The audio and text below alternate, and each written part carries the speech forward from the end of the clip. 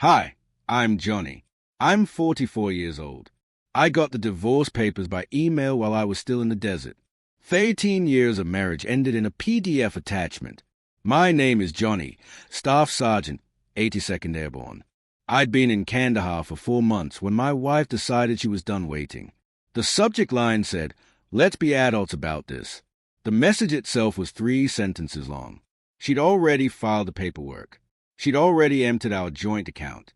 She'd already moved her new boyfriend Jeremy into our house in Spokane. I read the email twice, closed my laptop, took a shower in the communal stall, got dressed for my shift, and said nothing to anyone. When I got back to my bunk that night, I replied with one word, "Understood." That was it. No argument. No begging. No threats. Wilson, my bunkmate, noticed something was off. "You good, man?" he asked, not looking up from his book. "Yeah," I said. "Just some stuff back home." He nodded. That was the end of it. Military guys know when to leave things alone. Truth is, I wasn't surprised. 6 months before deployment, things had started changing. Small things. My wife stopped asking about my day. Started working late at the dental office where she answered phones. Started going to the gym 3 times a week, but never seemed to break a sweat. New clothes. New friends I never met. New passwords on her phone. I didn't confront her. Didn't start checking her messages or following her around. That's not who I am. But I wasn't blind either. So I made some quiet moves of my own. Nothing dramatic. Just precautions.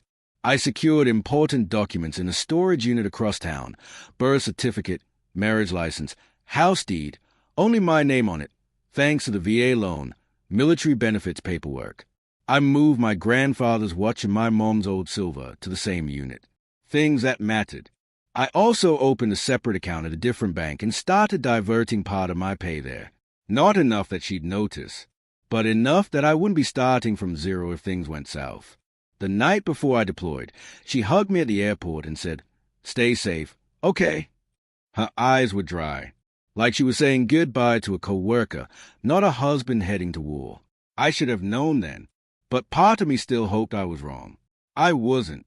What she didn't know was that I prepared for this moment. And what she didn't understand was that I never start fights, but I finished them.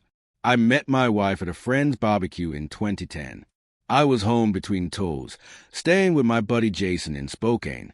She was finishing nursing school but ended up working admin at a dental practice instead. "Less stress," she said. We were married 8 months later. She used to say she was proud of my service, though she never really understood it. Her dad was a bank manager. Her brother, a pharmacist. No military in the family. She'd asked when I was going to get a real job, not realizing that after 15 years, the Army was my career, not something I was just doing to pass time. We bought our house in 2014. Nothing fancy, but it was ours. 3 bedrooms, small yard, quiet neighborhood.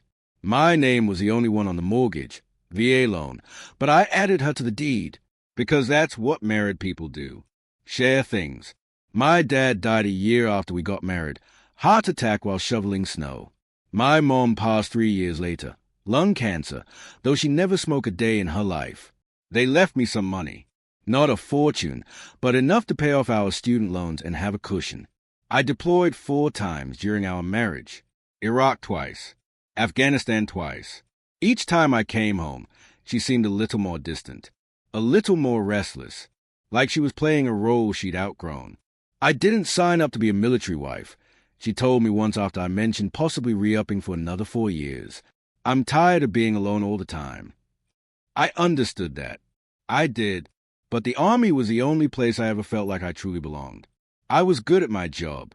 People depended on me. In 2019, things really started changing. She got irritated when I called during girls' nights. Started talking about how her friend Melissa had divorced her husband and was living her best life. Started saying we didn't have anything in common anymore. I suggested counseling. She said we were fine, just going through a phase. Then came the late nights at work. The weekends away with friends I'd never met.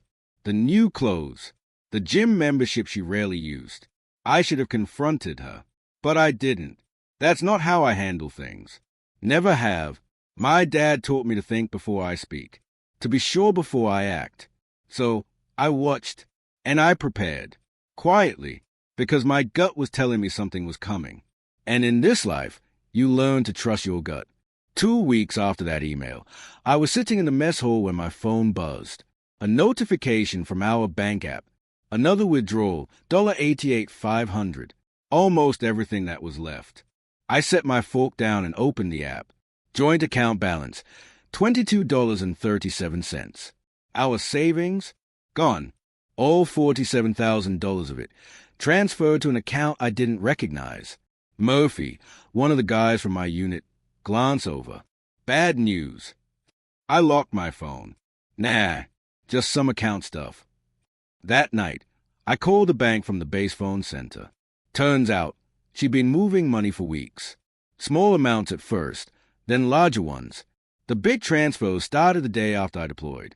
I stood in the hallway a long time after that call, watching guys laugh, call their kids, their wives, their parents, life happening around me while mine was burning down.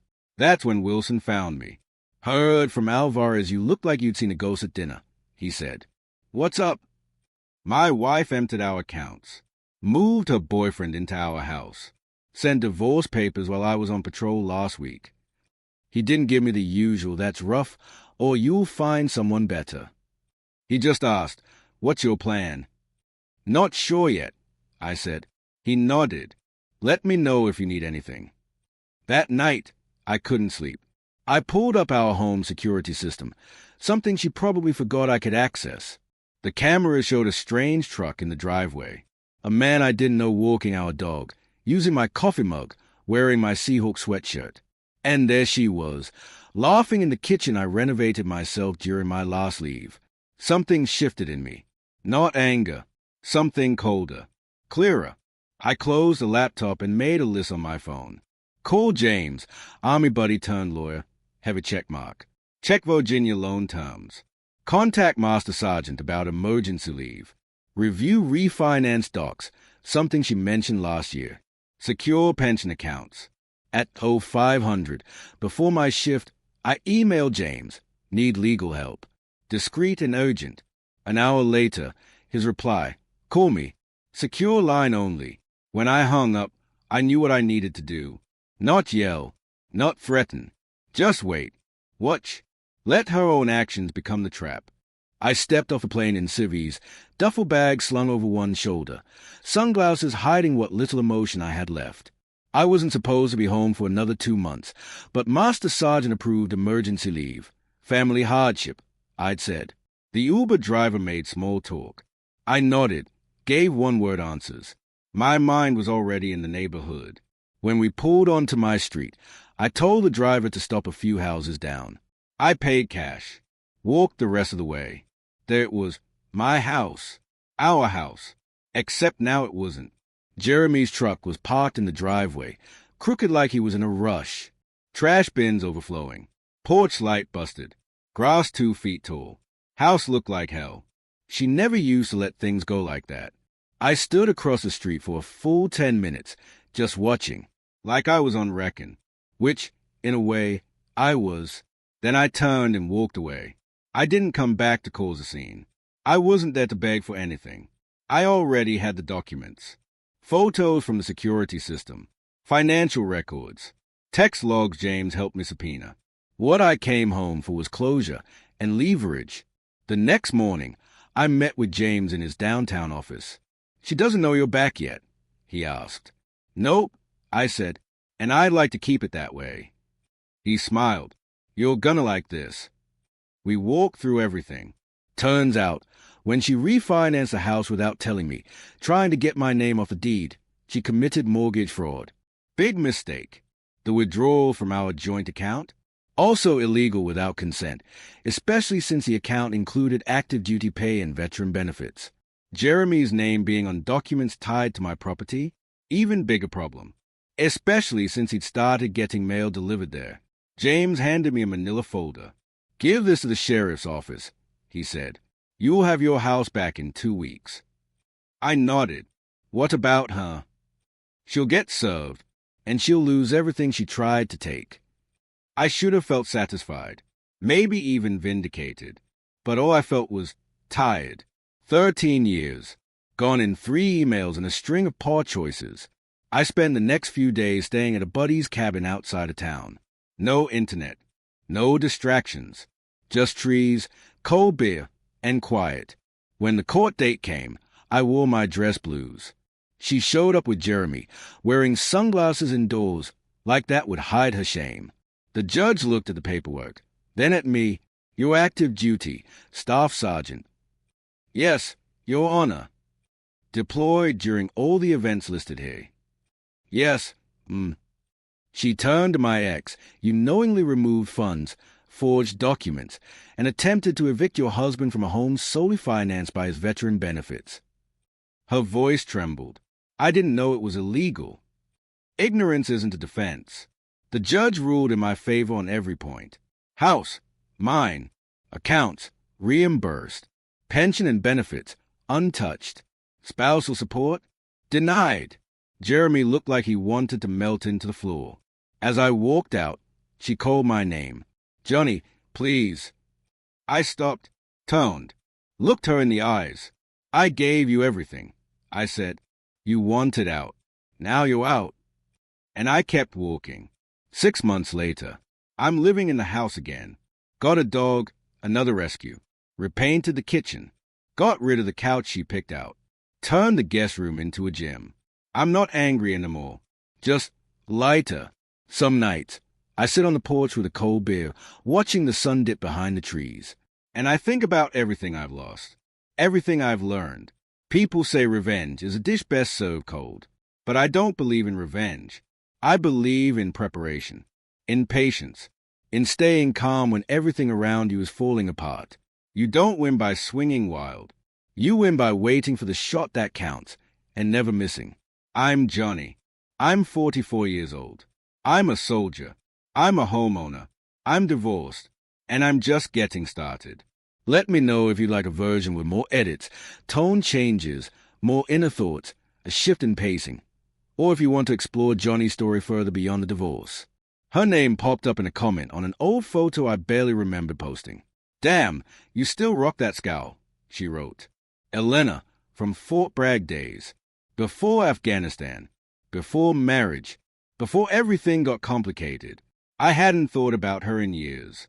We used to grab beers after training, sit on the hood of her truck, talk about life beyond uniforms. She'd make fun of my music. I'd steal her fries. We never crossed any lines. But the connection was real.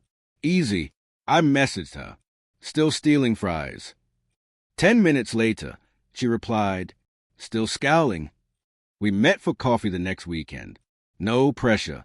Just two people catching up. She looked older. So did I, but there was light in her eyes. The same kind. The kind that doesn't flinch. We talked for 3 hours straight. About deployments. About divorce. Haze too. About how fast life can unravel. Then reweave itself if you let it. She said, you always cared too much. Even back then. Like you were bracing for something. I didn't argue. She wasn't wrong. We didn't make plans to fix each other's lives. Just said we'd meet again. And we did. Once a week. Then twice. She's the kind of person who doesn't ask if you're okay. She watches your hands, hears a breath between your words, and knows when to let the silence sit. One night, we sat on the tailgate of her new truck, older model, same spirit. She handed me a fry from her basket without asking. I took it without a word. She smiled, still stealing. Huh? I shrugged, still offering. It's not a love story.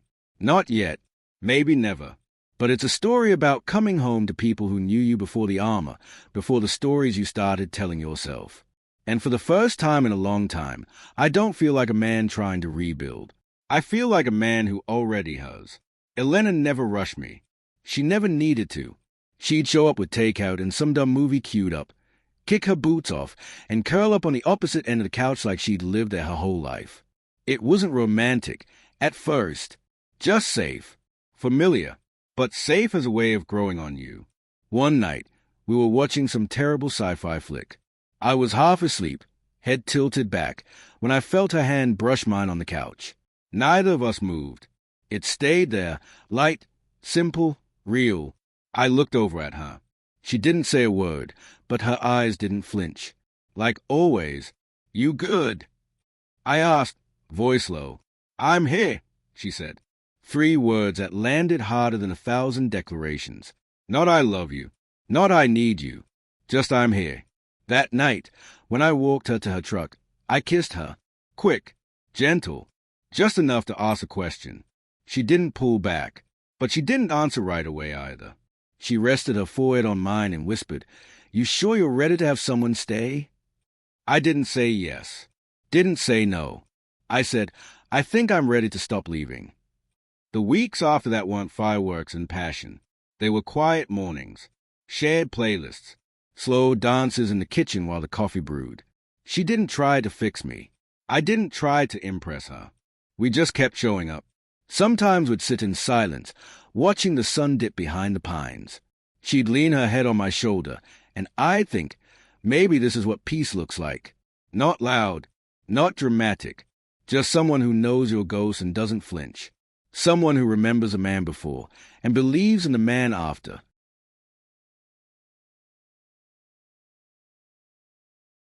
There's a morning, late October, air just cold enough to bite, when I look in the mirror and don't hate the man staring back. He's got some lines, a little gray in the beard. Eyes that VE seen too much. But his standing up straighter. It hits me, standing there in that foggy mirror. No one's coming to save me. And for the first time in my life, I'm fine with that. I grab a notebook from the kitchen drawer and start writing. Not poetry, not some soul-searching list. A plan. Get the certifications I'd put off. Start the side business I used to daydream about. Pay off the credit cards. Eat clean. Wake up early. Stop chasing people who only call when they need something.